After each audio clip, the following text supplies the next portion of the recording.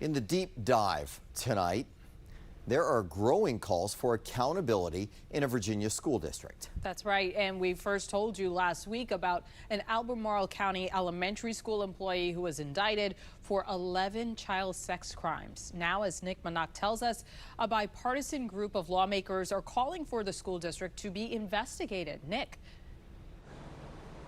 Yeah, the school system confirmed to 7 News that it knew back in January about these allegations involving a school employee, a school counselor at Hollymead Elementary School, but parents did not find out about these abuse allegations until this summer.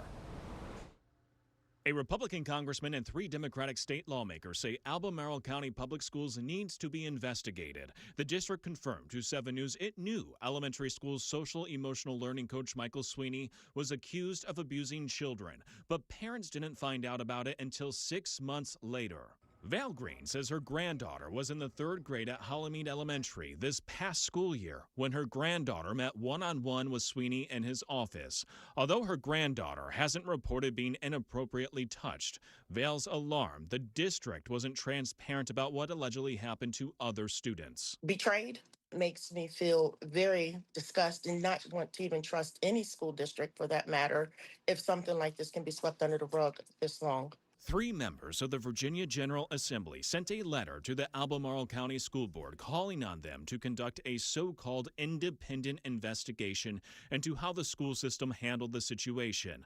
But Val doesn't trust the school board to conduct an independent investigation. It would be pretty much hiring someone to investigate yourself. She prefers that the state launch an investigation like it did in 2022 when the Attorney General's office investigated how Loudoun County Public Schools handled school sex assaults. The investigation resulted in the former school superintendent and another school employee being indicted. Congressman John McGuire sent a letter to Governor Abigail Spanberger and Attorney General Jay Jones requesting a similar investigation. There's been a cover-up. The most valuable thing is our children. And I want to know, when did this happen? When did people know it happened? When anyone withholds any information from parents, the public, I feel like they're just as wrong as the perpetrator itself.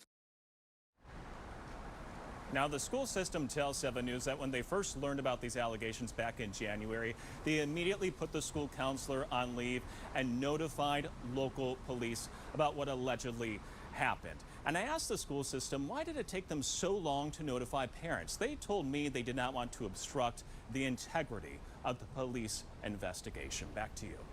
Nick, what about the school board? What actions, if any, have they taken so far?